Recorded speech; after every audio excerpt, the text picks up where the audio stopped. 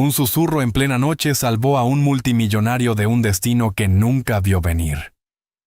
En una noche de tormenta en Chicago, el mundo cuidadosamente construido de un multimillonario llegó al borde del colapso.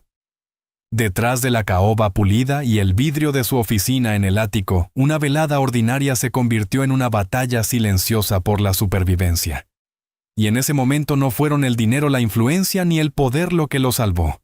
Fue la voz de una niña. «No hables», susurró. Solo 3 palabras, pero cargaban el peso de una advertencia de vida o muerte. Lo que ella vio esa noche quedaría sin decirse.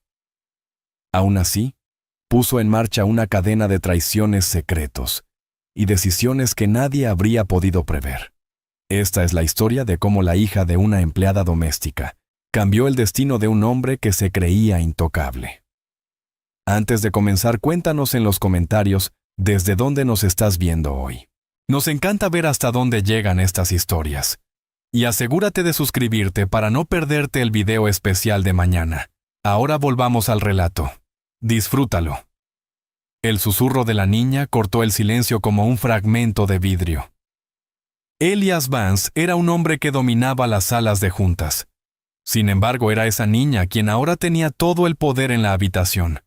Sus grandes ojos azules estaban fijos en algo que él no podía ver, algo que la aterraba hasta el silencio. La tormenta golpeaba las ventanas del ático. Cada ráfaga era un aullido sobre el cielo de Chicago. Dentro de la oficina de Elias Vance reinaba una fortaleza de orden apacible. Paredes de caoba forradas de libros eran testigos silenciosos. Un escritorio amplio y despejado sostenía solo un tapete de escritorio de cuero, una laptop elegante y un vaso de líquido ámbar. Elias se pasó una mano por el cabello canoso. A sus 58 años sentía el peso de cada desvelo, de cada batalla librada en los estériles coliseos de las finanzas. Era el último de los Vance, bisnieto del legendario general Thaddeus Vance, un hombre cuyo retrato lo observaba desde la pared del fondo. Los ojos del general, plasmados al óleo, eran severos e inflexibles, un recordatorio constante de un legado construido con valor, no solo con capital. Un golpecito suave resonó en la puerta.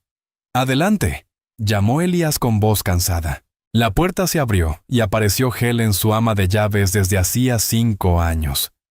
Era una mujer de dignidad silenciosa, con el rostro surcado por un cansancio suave, que nunca alcanzaba su espíritu.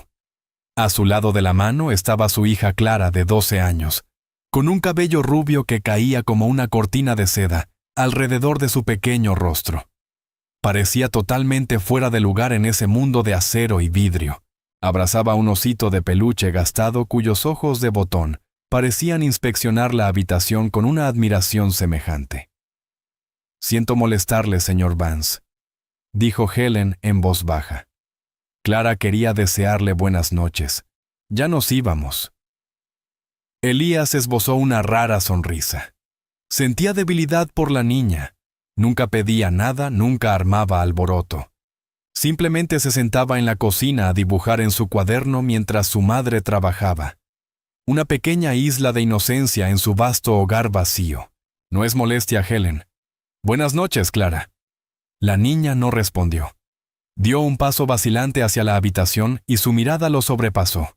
Se posó en la esquina del escritorio donde su asesor más confiable, Gregory Finch, acababa de dejar un vaso de whisky recién servido.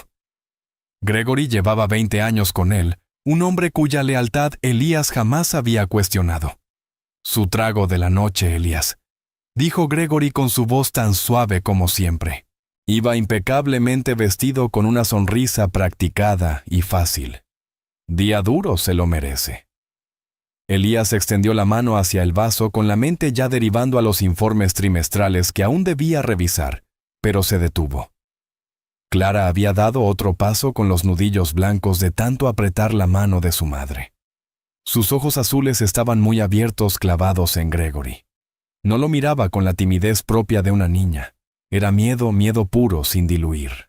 «Clara, ¿qué sucede?», susurró Helen, tirando de su brazo con suavidad. La mirada de la niña titiló de Gregory a Elias y luego al vaso sobre el escritorio. Abrió la boca, pero solo escapó un sonido diminuto. Elías se inclinó hacia adelante. Su atención, antes hundida en cifras multimillonarias, se centró por completo en la pequeña temblorosa. Algo iba profundamente mal. Podía sentirlo en el súbito escalofrío del cuarto, un frío que no tenía nada que ver con la tormenta exterior. «¿Qué pasa, cariño?», preguntó Elías con una voz más suave de lo que pretendía. Los ojos de Clara volvieron a Gregory, que permanecía con una expresión plácida e inescrutable. Incluso le regaló una leve sonrisa condescendiente. «¿El gato te comió la lengua pequeñita?». Entonces ella se movió. Clara soltó la mano de su madre y corrió hacia el escritorio de Elías. No dijo una palabra. Simplemente puso su pequeña mano sobre la de él, que aún flotaba cerca del vaso.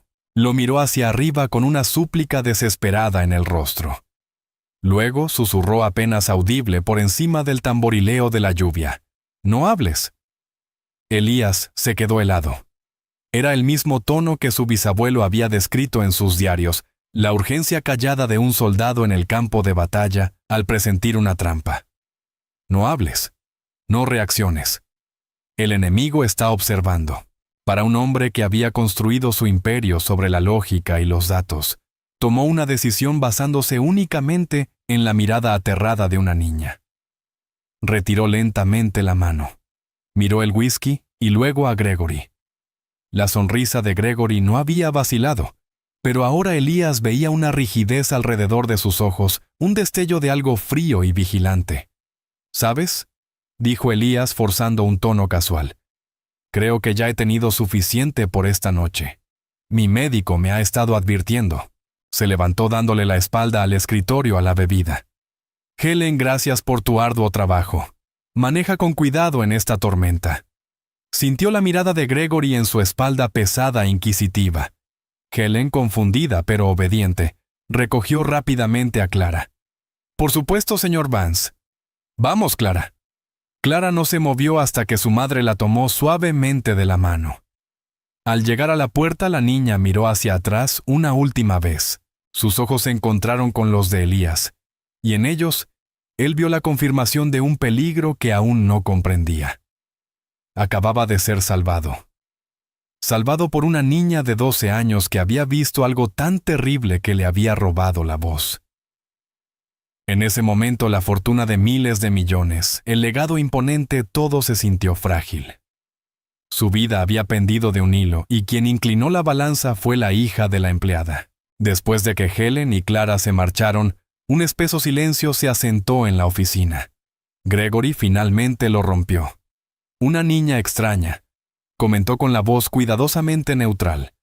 Tomó el vaso intacto de whisky, reacio a desperdiciarlo. Antes de que pudiera moverse, Elías se volvió su expresión de piedra. «Déjalo». Las dos palabras fueron tranquilas, pero cayeron con la fuerza de un martillazo. Gregory se detuvo, la mano suspendida sobre el vaso. Un destello de sorpresa o quizás de otra cosa cruzó su rostro antes de desaparecer. «Por supuesto, Elías. Como desees. Me retiro». Elías no lo miró salir. Escuchó el suave clic de la puerta al cerrarse, el silencio regresando para llenar el espacio. Su corazón golpeaba contra sus costillas. Caminó hasta el escritorio y contempló el vaso. El líquido ámbar giraba suavemente atrapando la luz de la lámpara. Parecía perfecto, inocente. Sin embargo, el terror de Clara había sido real. Los niños no fingen ese tipo de miedo. Recordó cómo ella había mirado a Gregory, no a su rostro, sino a sus manos justo después de que él dejara el vaso. La mente de Elías corría. Gregory había estado con él desde el principio. Conocía cada negocio, cada secreto, cada debilidad. La idea de una traición de su parte era impensable, como si un miembro del cuerpo se volviera contra él. Pero la duda, una vez sembrada, crece con velocidad aterradora.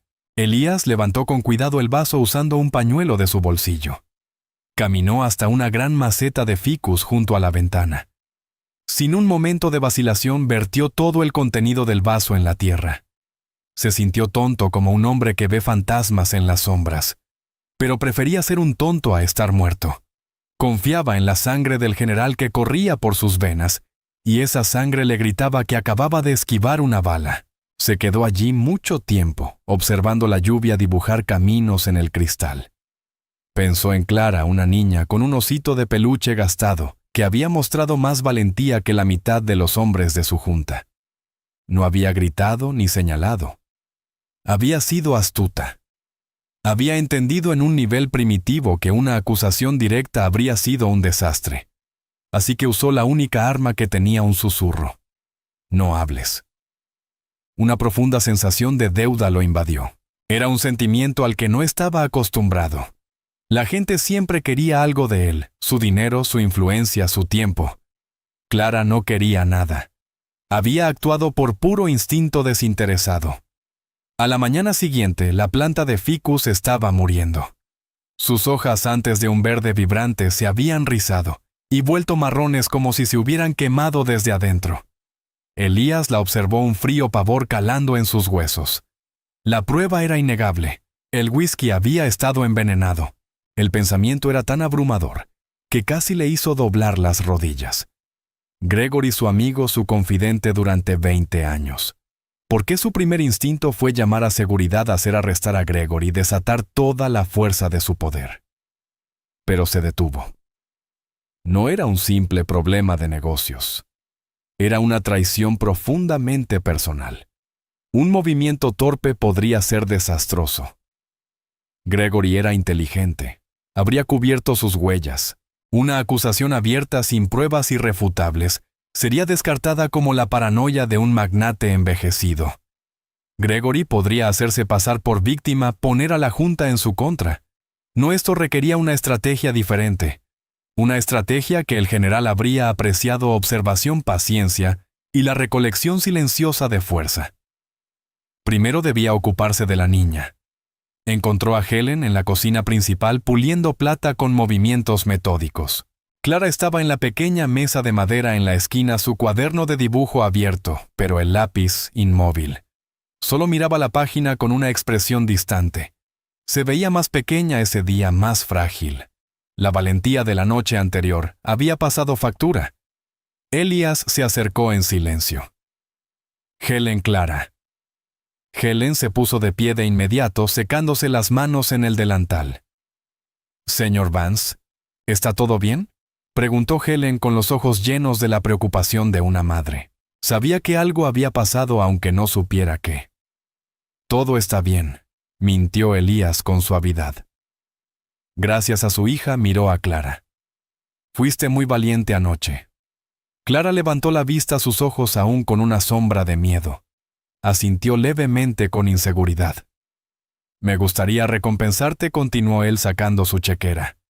Era su solución por defecto para todo, una herramienta más cómoda en su mano que un martillo o una pluma. Helen se puso tensa de inmediato. «Señor Vance, no es necesario. No queremos nada». Su orgullo era una fuerza silenciosa e inquebrantable. Trabajaba por su dinero, no aceptaba caridad. «Esto no es caridad, Helen», dijo Elías con la mirada fija en Clara. «Es un pago por un servicio, una consulta de seguridad, podríamos decir». Intentó que sonara a broma, pero las palabras cayeron sin fuerza. Se dio cuenta de lo desconectado que estaba, de cómo su riqueza se había convertido en una barrera entre él y la verdadera conexión humana. Guardó la chequera sintiendo un destello de frustración. Poseía medio Chicago, pero no podía averiguar cómo agradecer de verdad a una niña de 12 años. Probó un enfoque distinto. Clara dijo, arrodillándose para quedar a su altura. Fue un movimiento torpe y poco familiar para él. «Tu madre me dijo que te encanta dibujar». Ella volvió a asentir, aferrando su lápiz. «Mi esposa comenzó sintiendo extraña la palabra después de tantos años. Mi difunta esposa, Eleanor, era artista. Su estudio está arriba. No se ha tocado desde que ella murió. No había entrado en esa habitación en más de una década. El recuerdo era demasiado punzante. Tiene los mejores materiales: lienzos, pinturas, carboncillos de todo tipo. Creo que le habría gustado que alguien los usara, alguien con un verdadero talento». Los ojos de Clara se iluminaron. Fue el primer destello de vida que él veía en ella desde la noche anterior. Un chisporroteo de esperanza y emoción que apartaba el miedo. Helen lucía indecisa. Señor, no podría permitir. No se trata de permitir o no permitir, dijo Elías suavizando el tono. Es un regalo de una artista a otra. Por favor, déjeme hacerlo. Vio el conflicto en el rostro de Helen, el orgullo enfrentándose con el amor por su hija. Ella asintió lentamente con renuencia. Gracias, señor Vance. Denle las gracias a Clara, respondió él poniéndose de pie. Ella es la que lo merece. Mientras se alejaba, sintió una extraña sensación de logro, que ninguna fusión corporativa le había dado jamás. Se había conectado por un momento, y al hacerlo, había forjado una alianza. Los necesitaba, y se dio cuenta con una claridad repentina y sorprendente, de que protegería a esa niña y a su madre, con todos los recursos que poseía. Gregory Finch no solo había intentado matar a un multimillonario, había amenazado a una niña y por eso habría un ajuste de cuentas. Los días que siguieron fueron una silenciosa y tensa partida de ajedrez. Elías trató a Gregory con una normalidad desconcertante. Hablaron de carteras de inversión, analizaron tendencias de mercado y planearon adquisiciones futuras. En la superficie nada había cambiado. Pero bajo esa calma, Elías observaba. Disecaba cada palabra, cada gesto buscando la grieta en la fachada. Gregory era un maestro del engaño tranquilo profesional y atento, el modelo perfecto de un subalterno leal. No había ni rastro del veneno que había sostenido en la mano. Elías comenzó su propia investigación encubierta.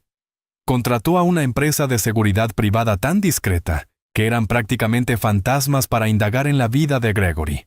Quería saberlo todo: sus finanzas, sus asociados, sus hábitos. Se sentía como una traición espiar a un hombre al que había llamado amigo. Pero la imagen de la planta de ficus muriendo borraba cualquier culpa. Mientras tanto, en el ático surgió una nueva rutina. Cada tarde, después de terminar sus tareas escolares, Clara subía al polvoriento estudio bañado de sol del último piso. El cuarto estaba tal como Eleanor lo había dejado. Un cuadro a medio terminar. Descansaba en un caballete, un paisaje fantasmal del mar. Frascos de pinceles se erguían como soldados en un carrito de madera, y el aire aún conservaba el tenue y agradable aroma de trementina y óleo. Elías se sentía atraído por el estudio. Se quedaba en el umbral, observando mientras Clara, perdida en su propio mundo, llenaba cuadernos con una pasión feroz.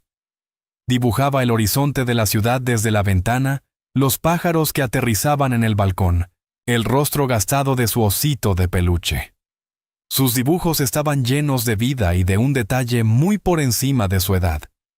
Veía en ella la misma intensa concentración de su esposa, la misma forma de morderse el labio al enfocarse en una línea difícil. Una tarde entró en la habitación. Clara levantó la vista sorprendida con una mancha de carboncillo en la mejilla. «No dejes que te interrumpa», dijo él. «Es solo que... hace mucho que no venía aquí». Se acercó al cuadro inacabado en el caballete. Era un paisaje marino de la costa de Maine, donde él y Eleanor habían pasado su último verano juntos. Tocó el lienzo áspero y una oleada de dolor lo envolvió tan fresca que parecía ayer. «Es hermoso», susurró Clara detrás de él. Ella amaba el océano, dijo Elías con la voz cargada de emoción. Ella decía que el océano era honesto, continuó Elías. Nunca fingía estar en calma cuando se acercaba una tormenta. Se volvió hacia Clara. «Muy parecido a ti». Clara se sonrojó y bajó la mirada a su cuaderno de dibujo. «Tienes un talento real», Clara le dijo. «Un don. Ves cosas que otros no ven». Era lo más cierto que había dicho en su vida. Ella había percibido la malicia en Gregory que él, en su ciega confianza, no había notado en 20 años. Su amistad se profundizó en la quietud del estudio. Él le contaba historias sobre su bisabuelo, el general Vance. Le mostró la medalla de honor del general que guardaba en una vitrina en su despacho. «Dicen que era intrépido», le dijo Elías. Pero en sus diarios escribió que tenía miedo todos los días. Decía que el verdadero valor no consistía en no tener miedo, sino en hacer lo correcto incluso cuando estabas aterrorizado. La miró y ella le devolvió la mirada, sus ojos azules llenos de comprensión, como aquella vez que le dijo que no hablara. Exactamente así dijo Elías con un nudo en la garganta. Mientras ese frágil vínculo se formaba, llegó el informe de seguridad sobre Gregory. Lo entregó un hombre que parecía fundirse con las sombras, en un sencillo sobre de Manila. Elías lo leyó en la privacidad cerrada de su despacho. Los hallazgos eran inquietantes. Durante años, Gregory había estado desviando pequeñas sumas de dinero casi imposibles de rastrear desde cuentas secundarias. Era un robo maestro, una muerte por 1000 cortes. Pero eso no explicaba un intento de asesinato. Las cantidades eran grandes, pero no lo bastante para cambiar la vida de un hombre en su posición. Tenía que haber algo más. El informe también detallaba una serie de reuniones discretas que Gregory mantenía con una corporación rival, un conglomerado despiadado conocido por sus adquisiciones hostiles. Estaban dirigidos por un hombre llamado Marcus Thorne, un depredador corporativo a quien Elías había vencido en un amargo negocio años atrás. Thorne no era un hombre que olvidara una ofensa. Las piezas empezaron a encajar. Gregory no solo estaba robando, era un saboteador. Estaba debilitando a Vance Industries desde dentro, preparándola para que Thorne descendiera y dejara los restos limpios. Matar a Elías sería el movimiento final, creando un vacío de poder y sumiendo a la empresa en el caos. Gregory sería generosamente recompensado por Thorne. El motivo estaba claro: codicia y venganza. Era una historia tan vieja como el tiempo, pero saberlo no hacía la traición menos dolorosa. Ese era el hombre que había sido su padrino de boda, el que le ofreció un hombro cuando murió Eleanor. Toda la amistad había sido una mentira, una estafa larga y paciente. El conocimiento se asentó en su estómago como una piedra. Tenía que actuar.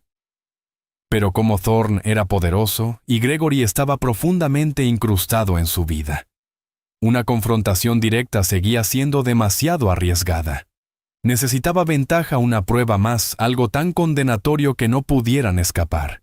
Sus pensamientos fueron interrumpidos por un golpe frenético en la puerta del despacho. Era Helen con el rostro pálido de pánico. «Señor Vance, es Clara. Ha desaparecido». La sangre de Elías se heló. «¿Qué quieres decir con que ha desaparecido? Estaba jugando en el balcón junto al estudio. Fui a verla y ya no estaba.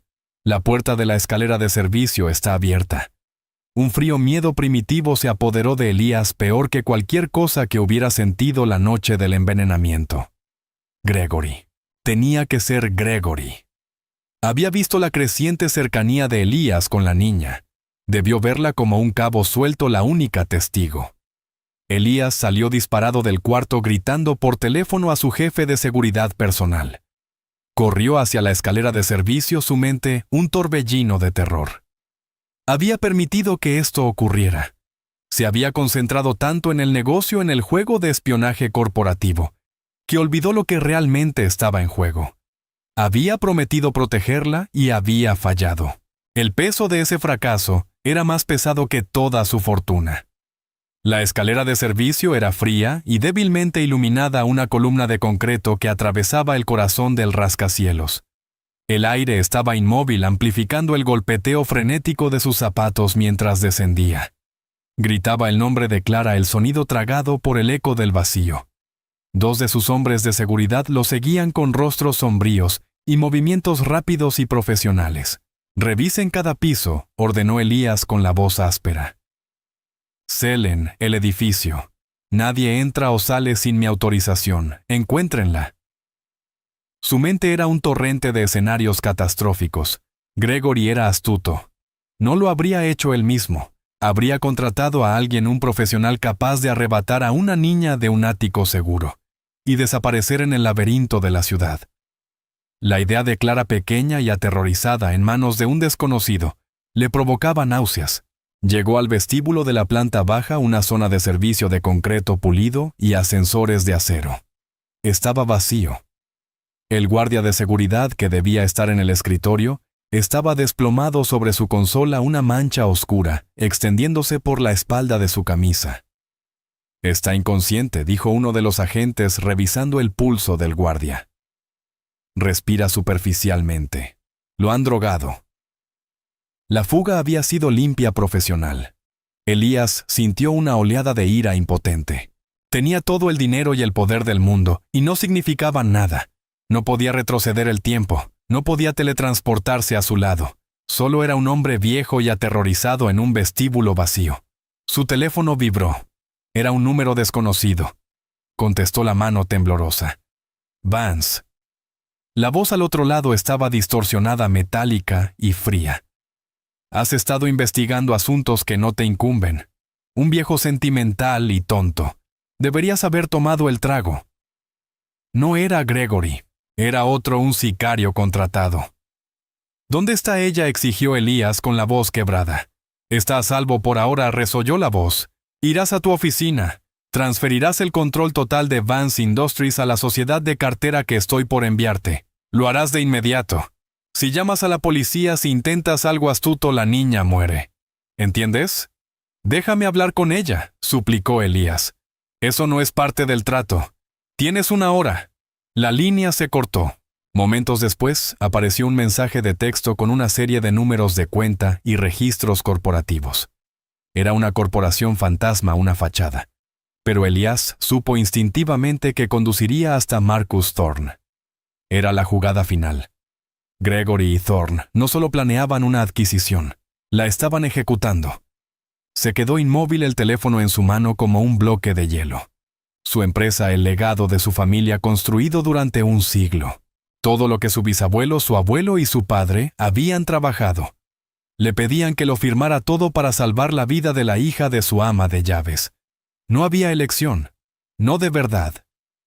Pensó en Clara en el estudio de arte con una mancha de carboncillo en la mejilla y los ojos brillando de creatividad. Pensó en su pequeña mano sobre la suya, en su susurro de advertencia.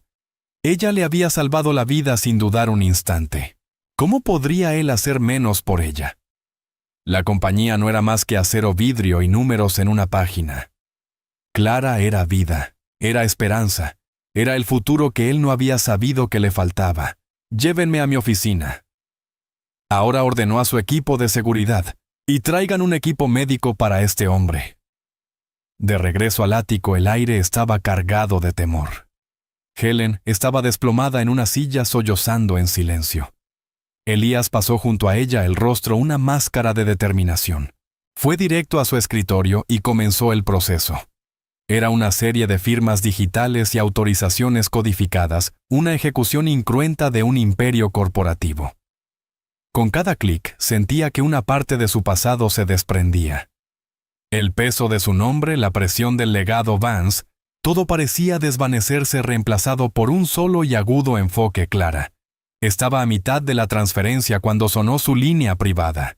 Era el jefe de su equipo de seguridad, un exoficial de inteligencia militar llamado Peterson. «Señor, quizá tengamos algo», dijo Peterson con voz concisa y urgente. La mujer que atiende el puesto de flores frente a la calle vio a un hombre salir por la puerta de servicio hace unos 20 minutos. Llevaba una gran bolsa de lona. Parecía pesada. Se subió a un coche negro. ¿Obtuvo la matrícula?, preguntó Elías, el corazón latiendo con fuerza. Parcial. Las 3 primeras letras. Y notó algo más: el hombre tenía un tatuaje en la muñeca. Un escorpión. Elías se paralizó. El escorpión. Había visto ese tatuaje antes, años atrás, en la muñeca de un contratista de seguridad deshonrado, que su empresa había despedido por conducta violenta. El hombre se llamaba Novak. Era un mercenario, un tipo que haría cualquier cosa por dinero. Y Elías supo con una certeza escalofriante que Novak había trabajado para Marcus Thorne en el pasado. Peterson, dijo Elías con voz baja y fría. «Sé quién es. Puede que sepa a dónde va». Recordó un archivo de años atrás. Novak tenía un hermano que poseía un almacén junto al río, un lugar ruinoso que a menudo se usaba para negocios fuera de los libros. Era una posibilidad remota, pero la única que tenían. Le dio a Peterson la dirección. «Vayan allí en silencio. Sin sirenas. Quiero un perímetro, pero no intervengan hasta que dé la orden. Que crean que sigo aquí derrotado. Dejen que lo piensen». Terminó la transferencia final. Un aviso apareció en su pantalla: transacción completada. Vance Industries ya no era suyo. Sintió un extraño vacío seguido de una oleada de resolución fría y pura. Les había dado lo que querían. Ahora recuperaría a su hija. Ya no era solo Elias Vance el director ejecutivo. Era el bisnieto del general Thaddeus Vance, y se iba a la guerra. Se volvió hacia Helen, que lo miraba con los ojos abiertos llenos de lágrimas. Les di la empresa, dijo simplemente. La liberarán ahora. Todo estará bien. Mentía. Conocía a hombres como Thorne y Novak. No dejaban testigos. Darles la compañía no había comprado la seguridad de Clara. Solo le había comprado un poco de tiempo. Un tiempo que ahora debía usar para hacer lo que la policía no podía. Se dirigió al retrato del general y presionó un panel oculto junto al marco. Una sección de la pared se deslizó revelando una caja fuerte de acero. Dentro, acunada en terciopelo, había una vieja y pesada pistola Colt, 1911, el arma de servicio de su bisabuelo en la guerra. Elías no la había tocado en 30 años. Su mano estaba firme al recogerla. El acero era frío y sólido, un pedazo de historia, una promesa. Alzó la vista hacia los ojos pintados del general. «Hora de hacer lo correcto», susurró. «Incluso cuando estés aterrorizado». El distrito de almacenes junto al río era una parte olvidada de la ciudad. Edificios de ladrillo oxidado se erguían como esqueletos contra el cielo gris y nublado. La lluvia había vuelto a caer, una llovizna fría y persistente, que mojaba el asfalto agrietado. Elías, oculto en la parte trasera de una furgoneta sin distintivos, a una manzana del almacén objetivo, observaba el edificio a través de unos binoculares. Peterson estaba a su lado, un mapa táctico brillando en una tableta sobre su regazo. «Tenemos equipos cubriendo todas las salidas», informó Peterson en voz baja. «Los escáneres térmicos muestran 2 firmas de calor en el segundo piso, una grande, una pequeña, ambas inmóviles. Clara». Un nudo de hielo se formó en el estómago de Elías. «¿Han llamado?», preguntó. «No, señor. La transferencia se completó hace 20 minutos. Deberían haberla liberado ya». Era como Elías temía. No pensaban dejarla ir. Estaban eliminando cabos sueltos. Sintió una oleada de furia helada. Había jugado según sus reglas, y lo habían traicionado. «No vamos a esperar una llamada», dijo Elías con voz dura. Comprobó la vieja pistola escondida en la cintura de su espalda. Se sentía pesada y extraña. «Vamos a entrar». «Señor, eso no es aconsejable», empezó Peterson. «Deje que mi equipo se encargue. Estamos entrenados para esto. Ella me salvó la vida, Peterson. No me voy a quedar en una furgoneta mientras otros hombres luchan para salvarla. Voy con ustedes». Su tono no dejó lugar a discusión. No estaba pidiendo permiso. Era el bisnieto de un general, y este era su campo de batalla. El equipo se movió con una eficiencia fantasmal y silenciosa.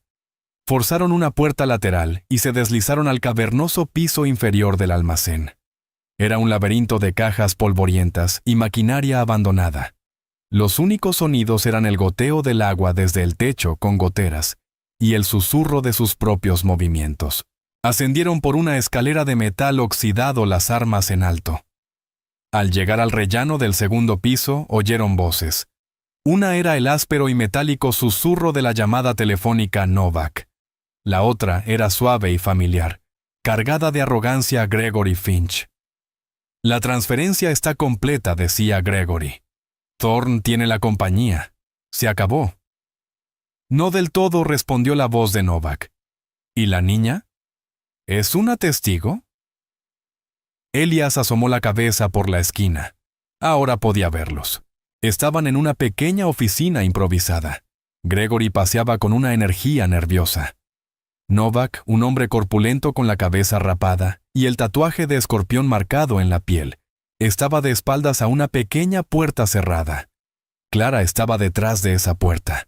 «Déjala», dijo Gregory agitando una mano con desdén.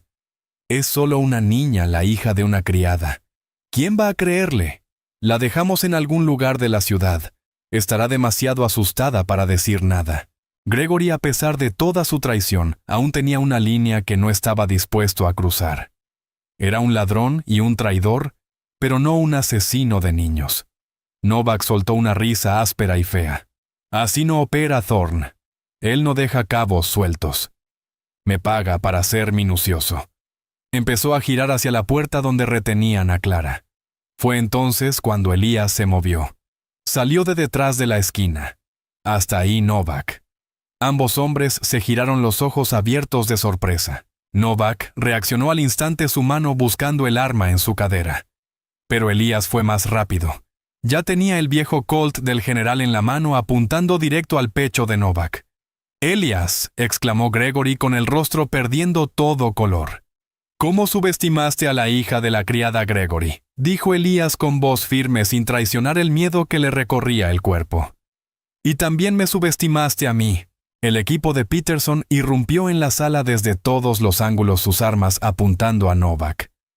El mercenario se quedó inmóvil, la mano suspendida sobre su pistola. Estaba superado en número y en estrategia. Soltó una mueca de desprecio. «¿Crees que has ganado, viejo? Thorn te aplastará. Tiene tu empresa, tiene un conjunto de archivos digitales inútiles», replicó Elías, una sonrisa sombría en los labios. «Inicié un protocolo de tierra quemada en el momento en que se completó la transferencia. Cada patente, cada algoritmo propietario, cada archivo confidencial de clientes, todo fue borrado. Compró una cáscara vacía. Le tomará años siquiera darse cuenta de cuánto ha perdido». Gregory lo miró boquiabierto. «La destruiste. Destruiste tu propia compañía. El legado Vance». «Un legado no es el precio de una acción», Gregory dijo Elías con los ojos duros como el pedernal. «Se trata de honor, de coraje, algo que tú no conoces. Intentaste envenenarme. Secuestraste a una niña. Deshonraste una amistad que yo valoraba». El peso de su fracaso cayó sobre Gregory. Tropezó hacia atrás desplomándose en una silla, un hombre roto. Novak, sin embargo, era un animal acorralado. Con un rugido repentino, Novak se lanzó no hacia Elías, sino hacia la puerta de la habitación donde estaba Clara. Iba a tomarla como rehén. No lo logró. Elías no dudó. Apretó el gatillo. El estruendo de la vieja pistola fue ensordecedor en el espacio cerrado. Novak se desplomó en el suelo sujetándose un hombro ensangrentado, gritando de dolor. Todo había terminado. El equipo de Peterson aseguró a Novak y arrestó a un Gregory sollozante. Elías corrió hacia la puerta y la abrió de golpe. Clara estaba sentada en una pequeña camilla, las rodillas pegadas al pecho, abrazando con fuerza su gastado osito de peluche. Al verlo, sus ojos se abrieron de terror y su rostro se desmoronó. Comenzó a sollozar, lágrimas de alivio y miedo corriendo por sus mejillas. Elías se arrodilló frente a ella con los propios ojos ardiendo. Le quitó suavemente el osito y lo dejó a un lado. Luego la abrazó sosteniendo su pequeño y tembloroso cuerpo contra el suyo. Se acabó, susurró en su cabello. «Ahora estás a salvo. Lo siento tanto». Ella se aferró a él, sus diminutas manos apretando la espalda de su costoso traje. En el frío y polvoriento almacén rodeado por los restos de su vida corporativa, Elias Vance sostuvo lo único que importaba. Había perdido su empresa, pero había salvado a la niña. Y en ese momento se sintió más rico que nunca. Finalmente, entendió lo que el general había querido decir. El valor no era la ausencia de miedo, sino aquello que eliges proteger. El viaje de regreso al ático fue un borrón de luces policiales intermitentes y el ritmo constante de los limpiaparabrisas de la limusina luchando contra la lluvia. Clara se había quedado dormida, exhausta en el asiento trasero, la cabeza apoyada en el regazo de su madre. Helen miraba por la ventana con una expresión mezcla de shock y profunda gratitud, su mano acariciando sin cesar el cabello rubio de su hija. Elías se sentó frente a ellas, la pesada pistola del general, ahora guardada con seguridad en un estuche a su lado. No miraba las luces de la ciudad que pasaban. Miraba a la niña dormida. La magnitud de lo ocurrido, de lo que casi había perdido, apenas comenzaba a asimilarla. Había desmantelado un imperio de un siglo con unos pocos clics. Vance Industries. El monolito que había definido toda su vida había desaparecido. Sintió una punzada, pero no era arrepentimiento. era ligereza. El aplastante peso de su legado, la constante presión de ser su padre, su abuelo, su bisabuelo, se había desvanecido.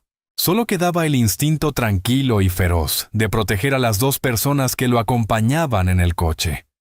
Cuando llegaron el personal del ático, estaba en un estado de pánico controlado. Las noticias viajaban rápido en un edificio así. Elías los despidió a todos con una palabra tranquila, asegurándoles que todos estaban a salvo. Él mismo cargó a Clara aún dormida desde el automóvil.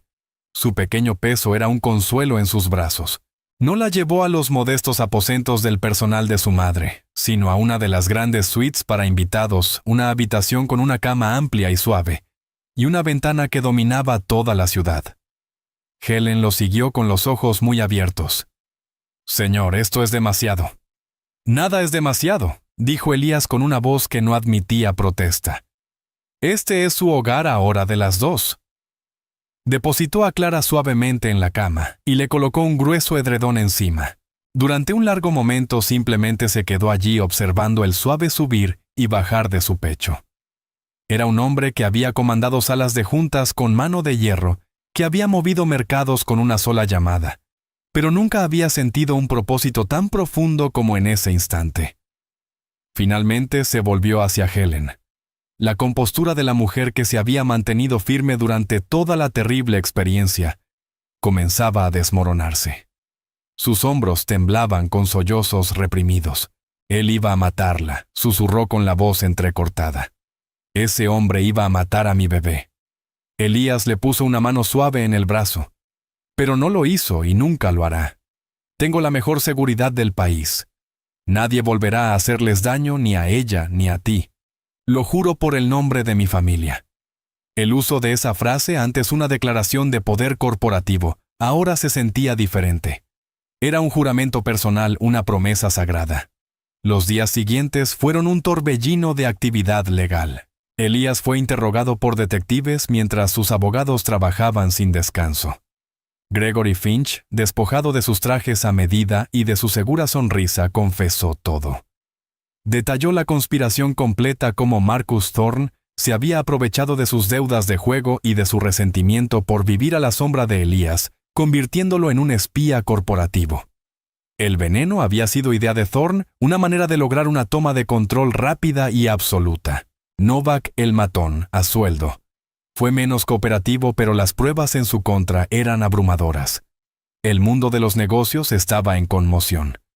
La noticia de que Vance Industries había sido deliberadamente desmantelada por su propio CEO fue un escándalo de escala sin precedentes.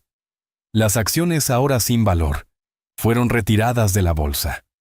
Los comentaristas de los canales financieros lo llamaron un loco, un anciano senil, que había destruido una gran institución estadounidense por despecho.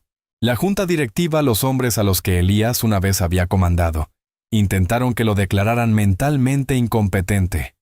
Elías se reunió con ellos por última vez en la ahora difunta sala de juntas de la compañía. Estaban furiosos sus rostros rojos de indignación y de riqueza perdida. ¿Tienes idea de lo que has hecho, Elías?, exigió uno de ellos, un hombre llamado Henderson que lo conocía desde hacía 30 años. Has acabado con miles de millones de dólares pensiones medios de vida. Elías se situó a la cabecera de la vasta mesa de caoba, su expresión tranquila. Soy consciente de las consecuencias financieras, dijo con voz serena. Ya he creado un fondo con mis activos personales no corporativos para asegurar que cada empleado de Vance Industries reciba su pensión completa y una generosa indemnización. Ningún trabajador o trabajadora sufrirá por mi decisión. Esto los dejó momentáneamente en silencio. Pero la empresa... El legado, balbuceó Henderson. El legado nunca se trató del dinero, replicó Elías, su mirada recorriendo sus rostros codiciosos e incomprensivos. Se trataba de integridad. Mi bisabuelo no luchó por una cartera de acciones. Luchó por la gente. Una niña me lo recordó. Ella me enseñó que hay cosas en este mundo más valiosas que una capitalización de mercado. Ninguno de ustedes habría hecho este intercambio. Yo lo hice y lo haría de nuevo. Se dio la vuelta y salió de la sala dejándolos balbuceando a sus espaldas. Nunca miró atrás. El mundo podía pensar lo que quisiera. Él conocía la verdad. Mientras las tormentas legales arreciaban una nueva vida tranquila, comenzó a formarse en el ático. Helen, por insistencia de Elías, dejó de trabajar como su ama de llaves y se convirtió en la administradora de su hogar, un puesto de autoridad y respeto. Pero su papel más importante era ser madre. Pasaba sus días con Clara ayudándola a sanar del trauma. Clara, por su parte, era resiliente. El miedo todavía se asomaba en sus ojos, a veces una sombra que aparecía cuando una puerta se cerraba con fuerza, o una voz desconocida resonaba en el pasillo. Pero cada vez más la luz regresaba. El estudio de arte se convirtió en su santuario. Pasaba horas allí cubriendo lienzos con colores vibrantes, dejando volar su imaginación. Elías hizo del estudio parte de su rutina diaria.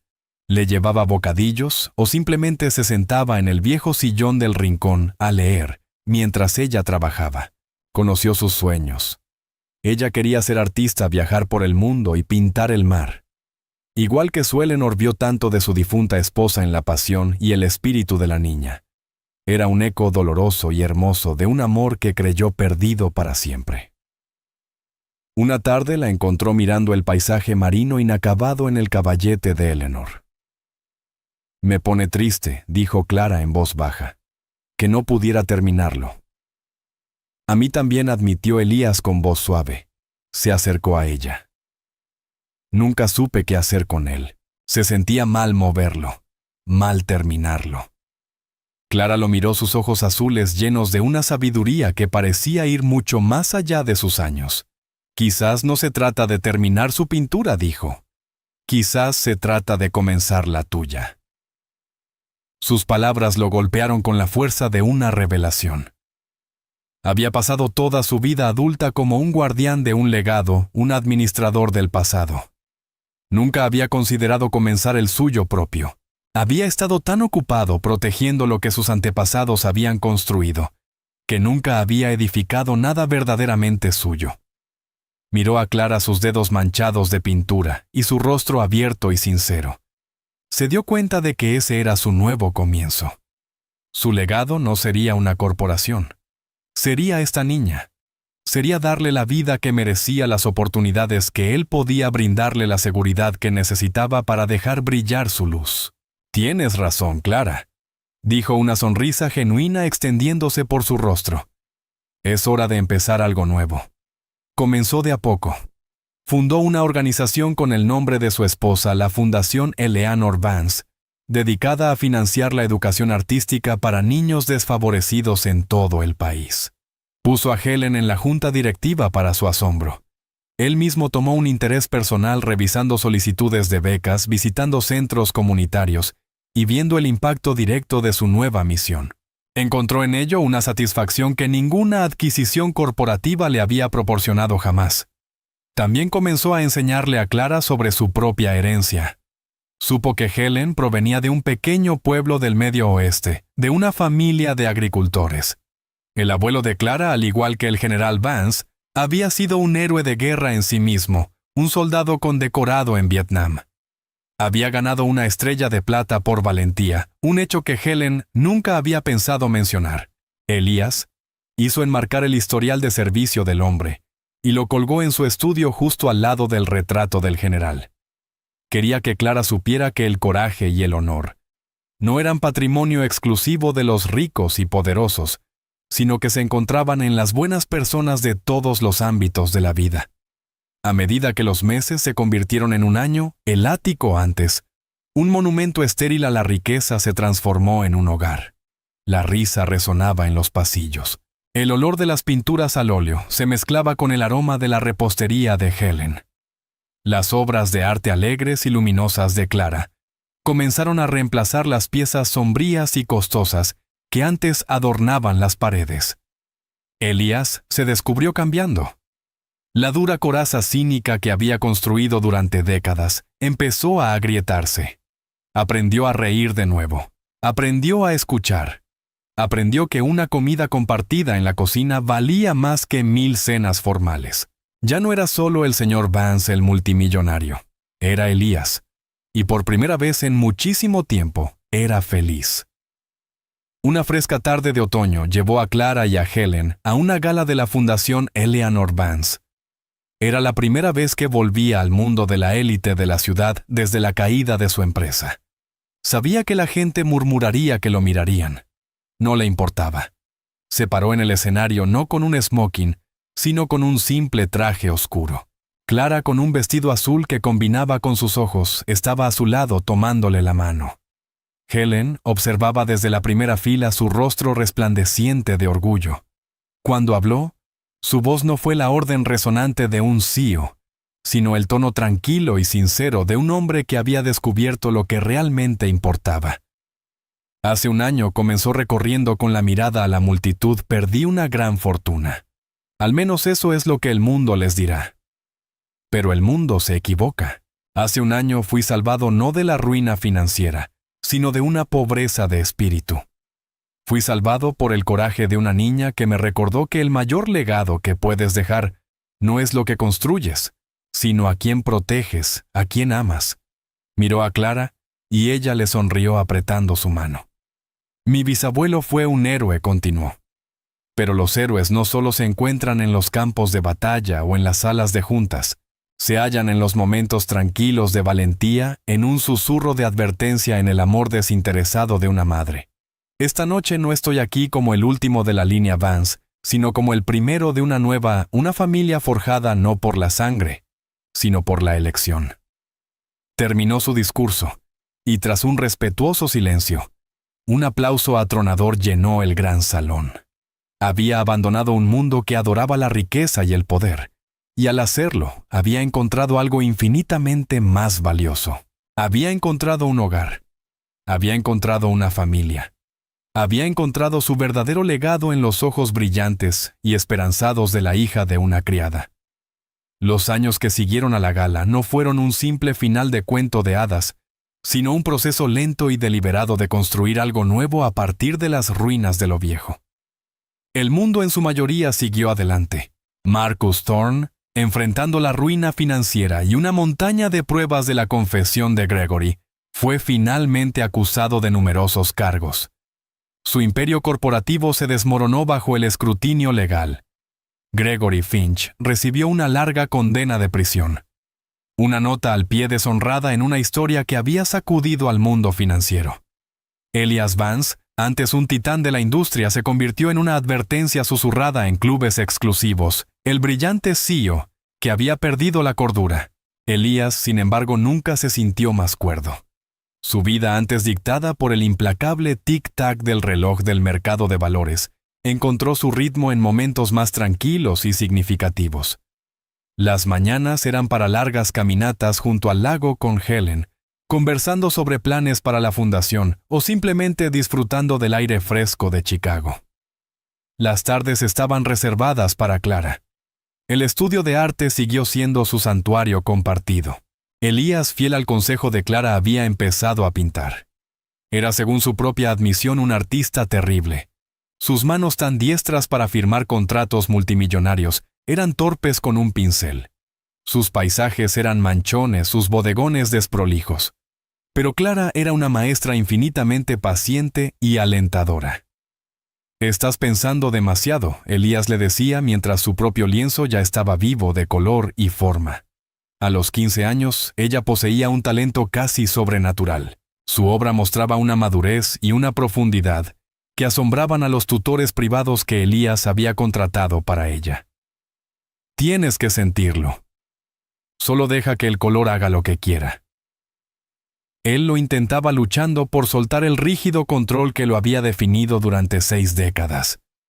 En esas horas compartidas de suspiros frustrados y risas salpicadas de pintura, aprendió más sobre sí mismo que en toda una vida de batallas corporativas. Aprendió a aceptar la imperfección. Aprendió que el valor de un acto no está en el resultado, sino en la sinceridad del intento. No solo estaba financiando la educación de una joven artista. Él mismo estaba siendo reeducado. Su alma estaba siendo repintada en tonos más brillantes y vibrantes. Clara, por su parte, floreció bajo su cuidado. Las sombras de su trauma se desvanecieron reemplazadas por la tranquila confianza de una joven que sabía que era amada y estaba a salvo. Elías la inscribió en la escuela privada más prestigiosa de la ciudad, un lugar lleno de hijos de las mismas personas que ahora lo despreciaban. No fue una transición fácil. Al principio ella era una forastera, la hija de la criada que vivía con el viejo multimillonario excéntrico. Los susurros la seguían por los pulidos pasillos. Las chicas con ropa de diseñador miraban sus vestidos hechos a mano por Helen con una mezcla de lástima y desdén. Un día Elías la encontró sentada sola en la vasta biblioteca del ático, su cuaderno de bocetos intacto, los ojos enrojecidos de tanto llorar. Dijeron: «Que no pertenezco aquí», susurró sin mirarlo. «Dijeron que mi madre es solo una sirvienta y que tú estás loco». Elías se sentó a su lado. La ira que le subió era un fuego frío y protector. Quiso llamar al director de la escuela para desatar una presión financiera y social, capaz de arruinar carreras, pero se contuvo. Ese era el viejo Elías. El nuevo Elías sabía que librar las batallas por Clara no la haría más fuerte. Enseñarle a librar las suyas era lo que importaba. Le tomó la mano. Clara dijo con suavidad: «¿Recuerdas las historias de mi bisabuelo?». Ella asintió. Cuando era un joven teniente, los otros oficiales, todos de familias ricas y establecidas, lo menospreciaban. Era hijo de un herrero. Decían que no pertenecía. Decían que era común. Se detuvo asegurándose de que ella escuchara. ¿Y sabes qué hizo? No intentó ser como ellos. No intentó ocultar quién era. Simplemente trabajó más que todos. Fue más inteligente, más valiente y un mejor líder de hombres. Al final de la guerra era general y todos ellos le rendían saludo. Les demostró que estaban equivocados no con palabras, sino con su carácter. Apretó la mano de Clara. Tu talento es tu carácter. Tu bondad es tu carácter. ¿Quién es tu madre? Y el buen trabajo honesto que hace también es parte de tu carácter. Nunca te avergüences de ello. Deja que murmuren. Tú, Clara, vas a mostrarles lo que realmente es un Vance. No por nacimiento, sino por espíritu. Desde ese día algo cambió en Clara. Entró a la escuela con la cabeza en alto. Cuando una compañera hizo un comentario sarcástico sobre su origen, simplemente la miró a los ojos y dijo: «Sí, mi madre era ama de llaves. Es la persona más honorable que conozco y ahora forma parte de la junta de una fundación que ayuda a más gente de la que el fondo de cobertura de tu padre ayudará jamás». Su arte se convirtió en su voz. Cuando la escuela celebró su exposición anual de arte, sus pinturas fueron la pieza central. Tenía un estilo crudo y emocional imposible de ignorar. Sus retratos capturaban la tristeza oculta en los ojos de una persona. Sus paisajes urbanos vibraban con una energía solitaria y hermosa. Ganó todos los premios. Y los susurros de los otros estudiantes pasaron del desprecio a la admiración. No solo demostró que pertenecía allí, estableció un nuevo estándar. Helen también encontró su propio lugar en este nuevo mundo. Dirigir al personal doméstico de un multimillonario era una tarea abrumadora, pero lo hizo con la misma dignidad tranquila y eficiencia con la que antes pulía la plata.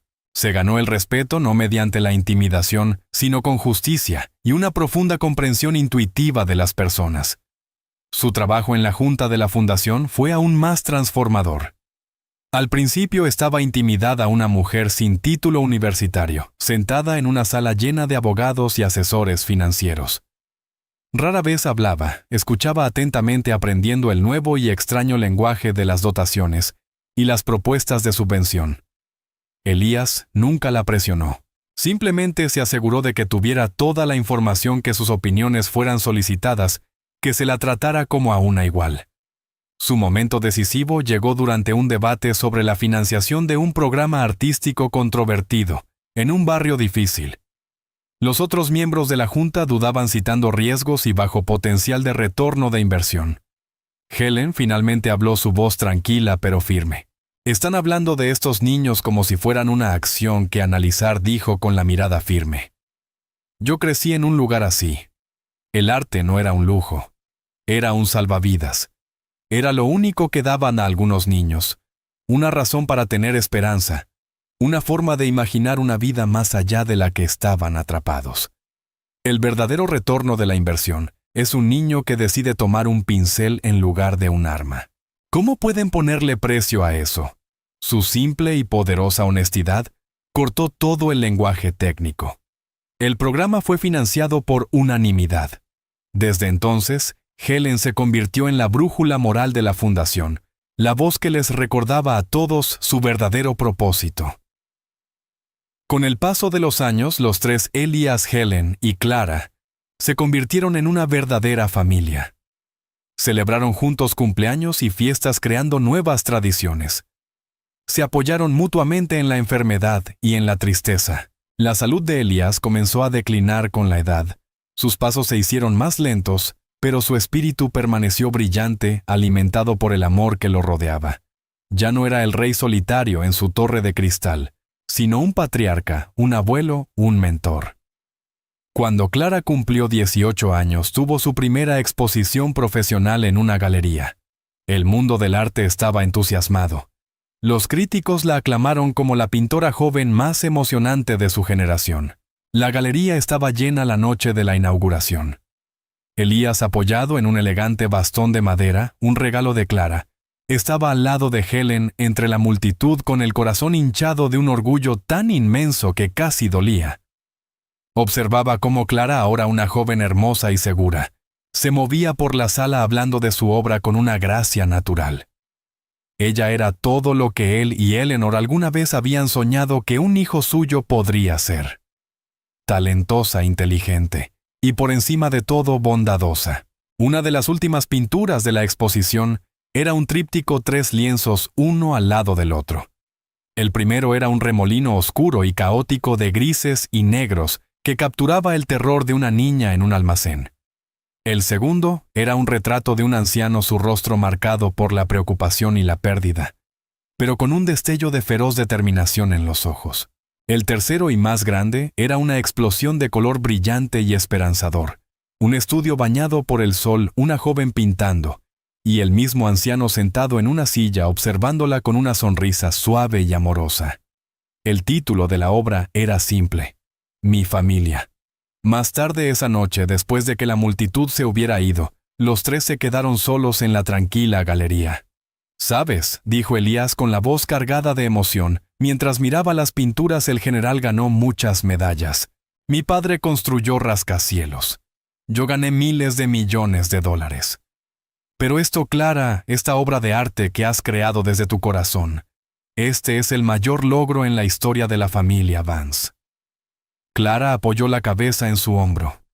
«Lo hicimos juntos», susurró. Él la rodeó con un brazo y con el otro abrazó a Helen. Los tres se quedaron allí largo rato reflejados en el vidrio de las pinturas. La criada, el multimillonario y la niña que los había salvado a ambos. Eran una familia improbable, un mosaico ensamblado a partir de piezas rotas, hecho más fuerte y más hermoso por las grietas. El mundo podía quedarse con sus historias sobre el viejo multimillonario loco que tiró una fortuna. Elias Vance conocía la verdad. No había perdido nada. Había cambiado un reino de vidrio frío y duro por un pequeño y cálido círculo de luz. Y había ganado. Lo había ganado todo. Y ahí terminamos la historia por ahora. Siempre que comparto una de estas, espero que te dé la oportunidad de salir de lo cotidiano y simplemente dejarte llevar por un momento.